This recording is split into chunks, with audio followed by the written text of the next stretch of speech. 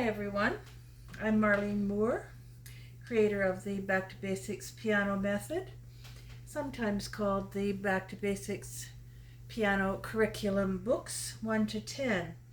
And in that we also have the companion books, which we're talking about right now. And the first companion book that we talked about is called Making Melodies, and we were through the first two videos on that. And these books, these companion books, and the other Back to Basic books are available at jwpepper.com/myscore/Marlene Moore. You can look on there and you can see inside all of the books, because beside the cover of each book, beside the cover, you will have an arrow. Click on the arrow and you will be able to see any of the pieces inside of the book that you want to look at. Last time we left off at Rush Hour. We had just finished doing the Buzzing Mosquitoes one, and now we're on to Brush Hour. So this is page 16 in your book called Making Harmonies. That's the one we're doing right now. This is the last half of the book that we're talking about today. Rush Hour is in 2/4 time, and we learned last time that we're working on the left hand parts. The right hand is given.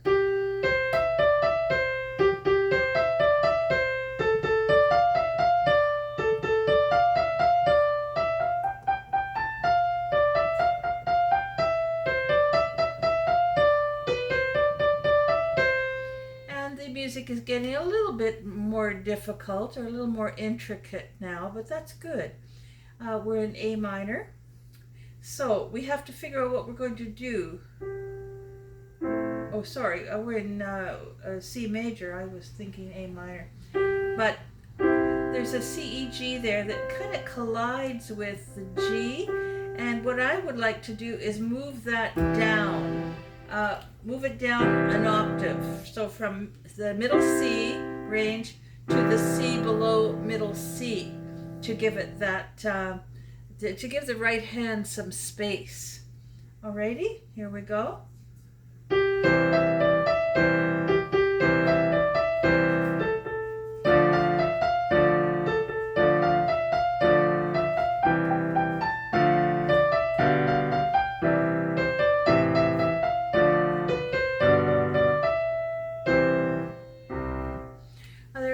Transitions there. What am I doing? I'll have to tell you, because I can't focus up here and as well on the keyboard. So we've got triad of C major, again triad of C major, D major, or D minor rather,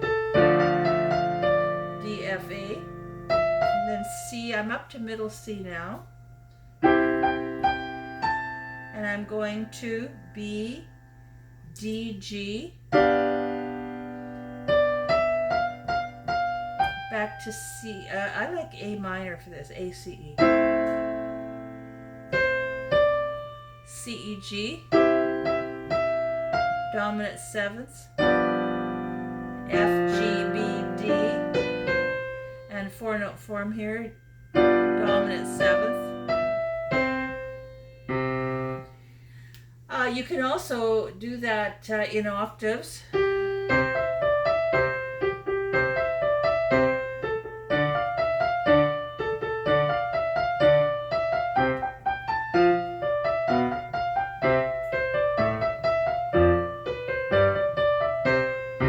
That worked quite well. It would work with broken octaves.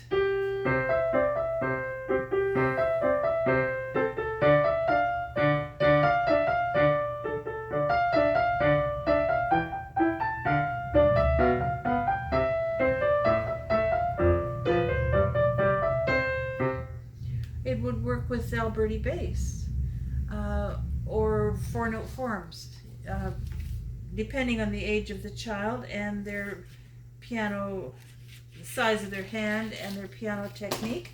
you can decide which ones to introduce there. Okay, 1 sharp, that tells us we are in G major.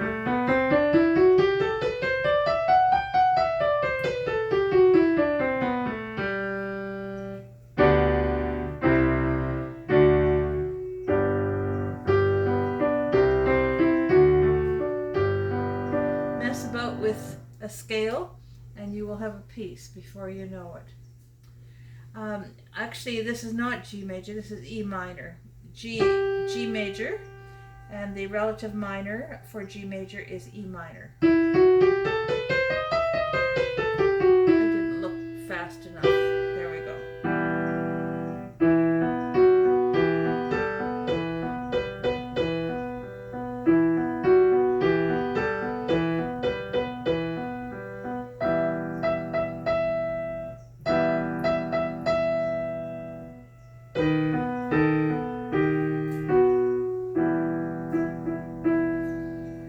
Especially like the way I wrote this left hand.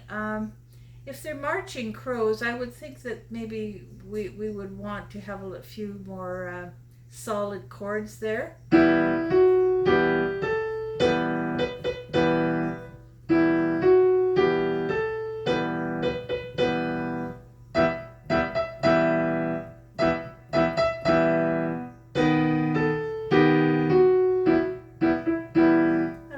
You. That's the interpretation I like better. You can also have some octaves there. E, G, B.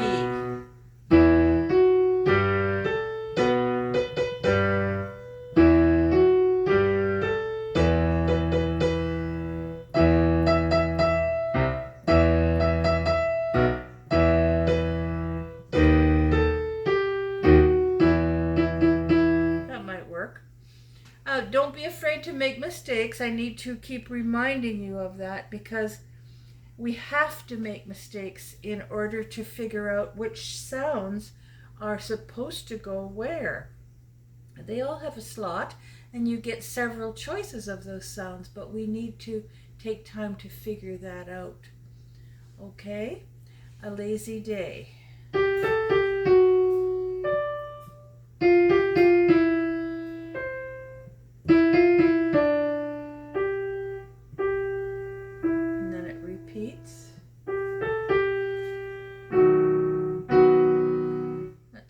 D, F sharp. That works better. F natural in the middle. C.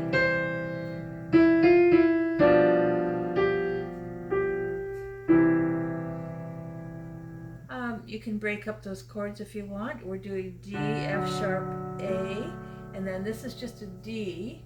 So we want to not have it too different.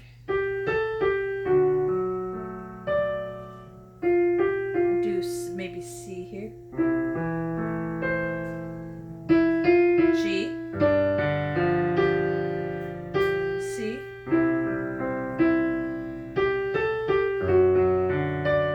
F sharp. C.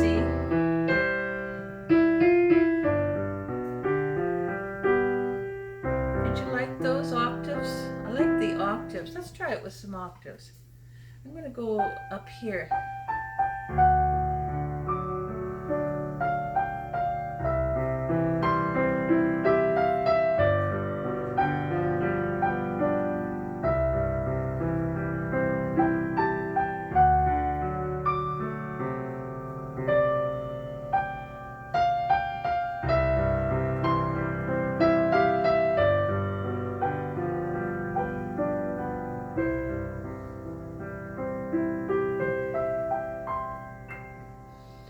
Works. If the student isn't ready for arpeggios, don't push it on them. Make sure that you teach them the arpeggios. At this stage, this is a great book to introduce arpeggios and octave studies too, you know.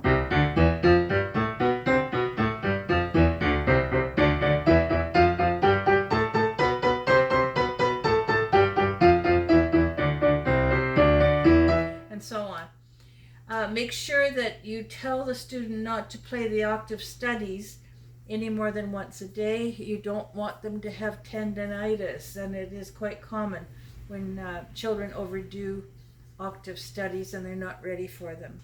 So we don't want tendinitis. This is a summer waltz.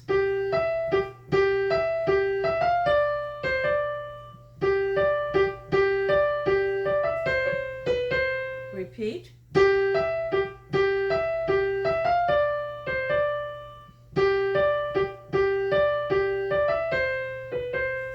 Second finger on A.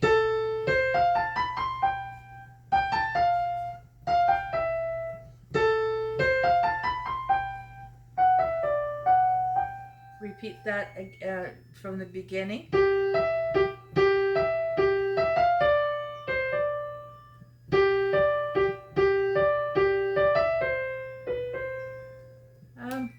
Almost sounds like it needs a third time. You know what I would do is I'd repeat this part again, the second half. I'd repeat that. It says to do that anyway. Repeat this part again and then go back to the beginning. This second section is kind of tricky in the right hand. Watch the fingering, second finger, and then switch to the fourth finger, and fourth finger again.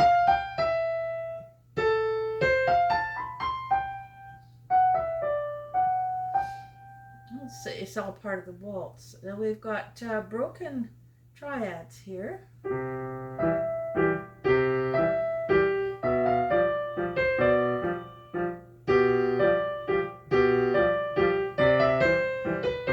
Repeat.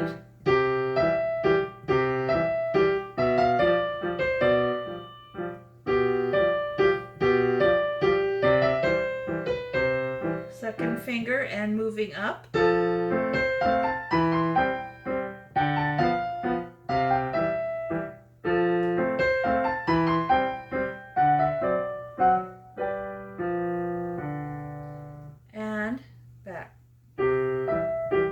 So on. I like this sound of the waltz time to go with this one. You can change it to whatever you want,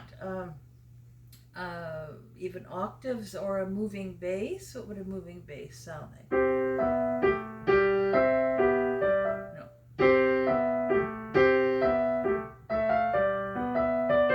No, I like this better. That works better. So here we've got, I hear a big drum. We're on page 21. I hear a big drum. That rhymes. It's just a short little piece. I would bang this out first. Dum, da da dum, dum, da da da da dum, dum.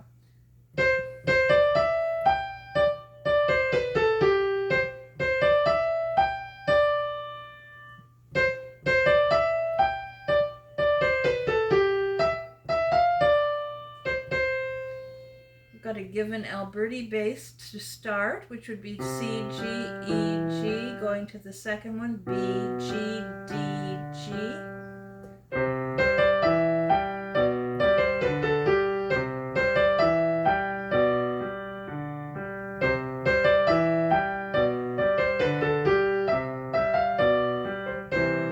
What I've done on the second last one is here. C, G, B, B, G, C, G, C, B. Going to G each time. Alrighty, let's do it a different way.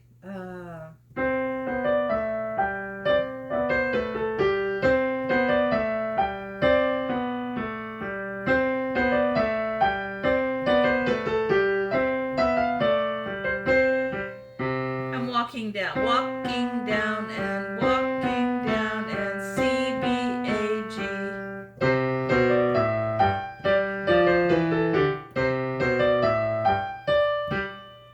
Okay, take your pick there. That's a fairly easy one. The rhythm's a little harder. Do you ever bang out the drum sounds before you go to play something like this one to get the initial rhythm? I do that. Dum, dum, da-dum, dum, da-dum. 1, 2, 3, and 1, 2, 3, and 1. Do you ever do that with the students? That helps. It helps with the rhythm.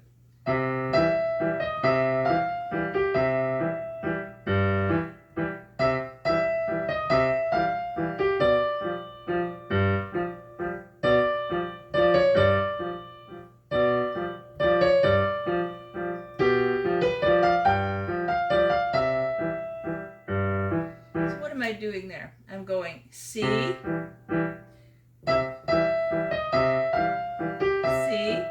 G, C, C, B, G, B, B, B, C, G. Yeah, the little G in the middle. You can do it all C if you want, but the little G kind of breaks it up. Let's see what it sounds like with just broken triads. G, B. I think the other way is more effective, don't you?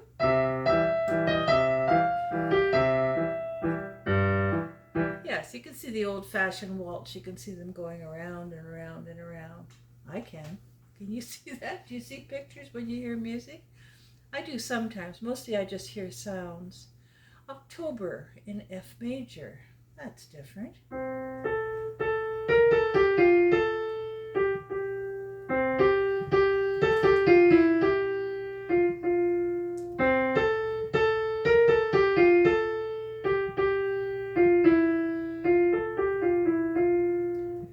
The leaves are falling and it's time for bed. Would those be nice lyrics? The leaves are falling and it's time for bed. Oh.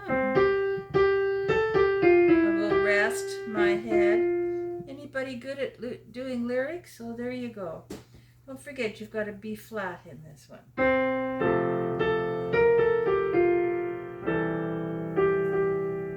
Now I'm going down to B flat, E, G, A, C, F. That's a nice sound, isn't it? I like that. Do you like that? C, F, A, C, E, G.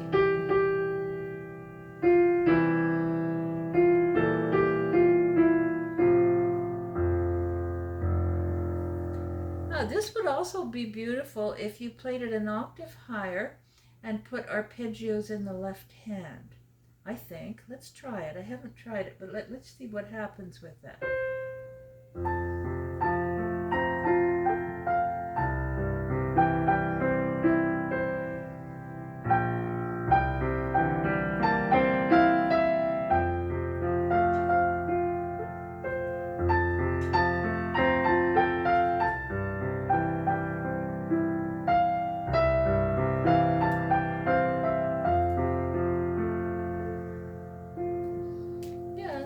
Wistful sound when it has the arpeggios thrown in. And don't forget that you are in F major.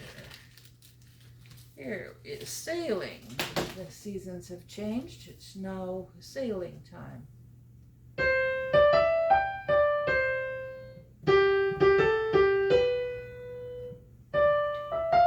Oh, I'm doing the wrong time. 1, 2, 3, 1, 2, 3, 1, 2, 3, 1, 2, 3.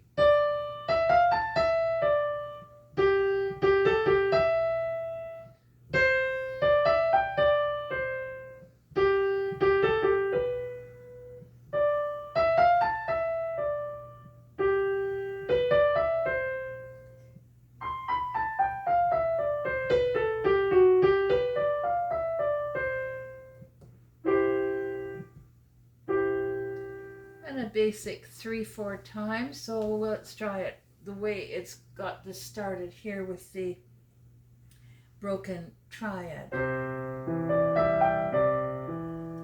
2, 3, 1, 2, 3.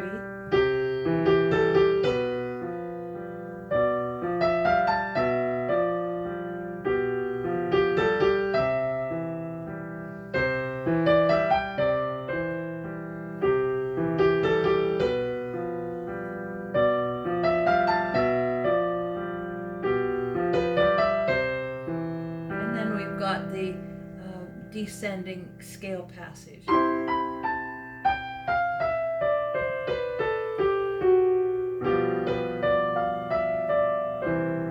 then very quiet here. Very quiet. It's almost as though the waves are washing against the shore, and the boat is floating along nicely in the waves. This would also be pretty if you decided you wanted, if you had maybe a more advanced student who was improvising and they wanted to put in some arpeggios.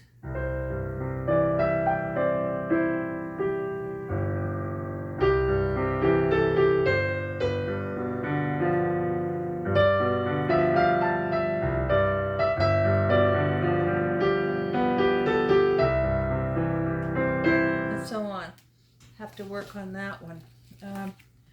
If the arpeggios don't work, go back to something else. The idea is to try these different kinds of left hands to see what suits the piece, and to teach the student something new. Here's I Love a Big Parade. Do you like a big parade? I do. I love a big parade. With clowns and everything.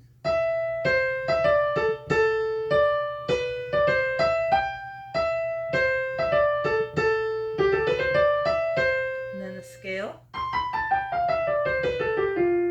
Ooh.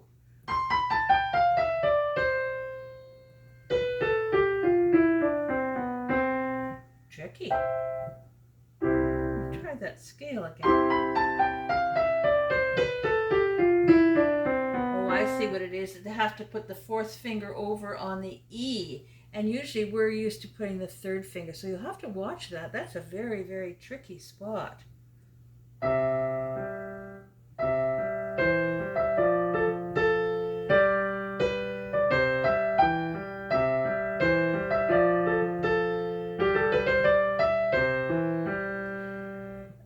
Sounds like it needs a repeat there, doesn't it? I would put a repeat in. Write a repeat for that.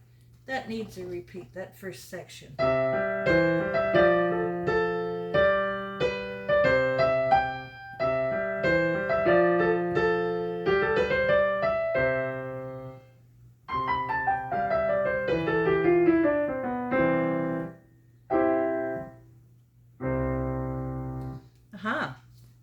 Make sure you do that in the student's book. Put a repeat in there. It needs more to it. Ride 'em Cowboy. The boys will like this one.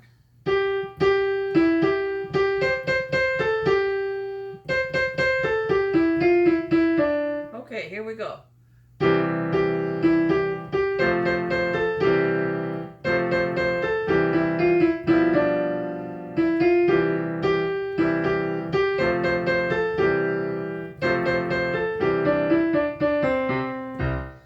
Try Alberti bass.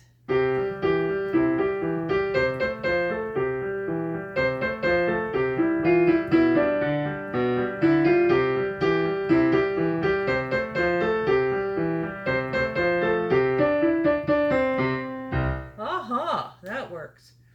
Now on the beach, C, E, G, B, F, G.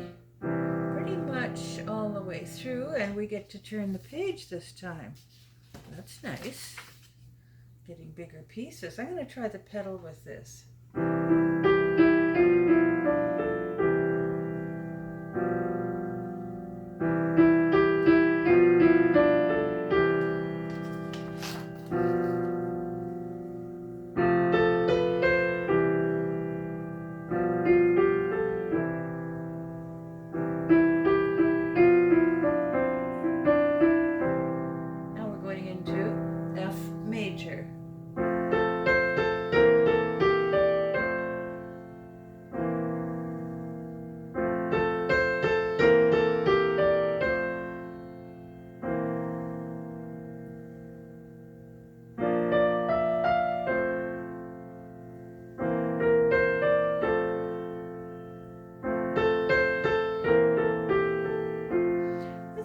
Different kind of left hand. They haven't really had that. It's going the same thing for C major or F major, going C, E, G,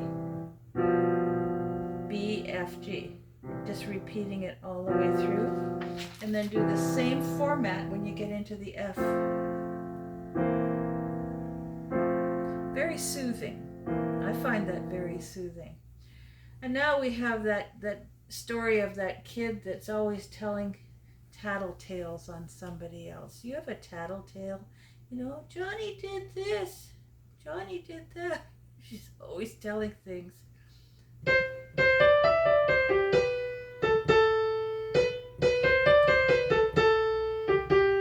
I have a friend who is a tattletale. And this is the tongue going.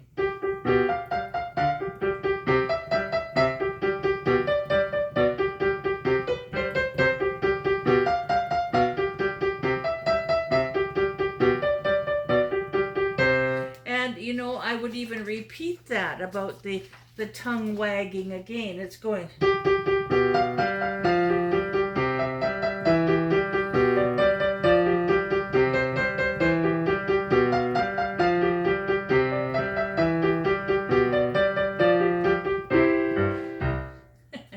Although it does go back to the beginning again to repeat that. I have a friend who is a tattletale. I have a friend who is a tattletale.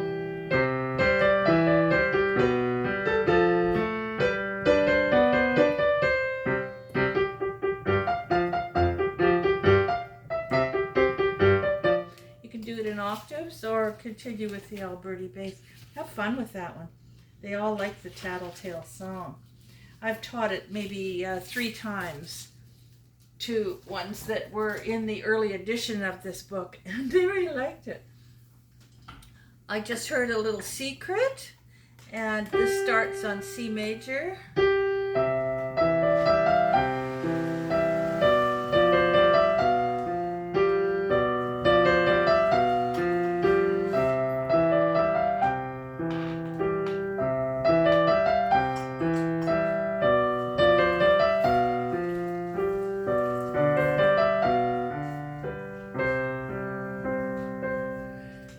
A fairly simple one for the ending. For the secret is actually our very, very last piece, and it's ending on in 3/4 time with your 1, 2, 3. I think that suits it, unless you want to go to the solid chord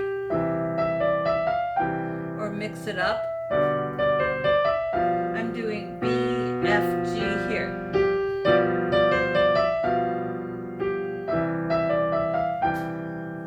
And then maybe you could change here to the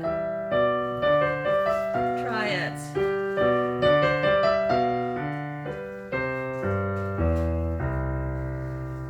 And you know what? That's it. At the end, the student does my song, that's their song, puts their name there, does a right hand,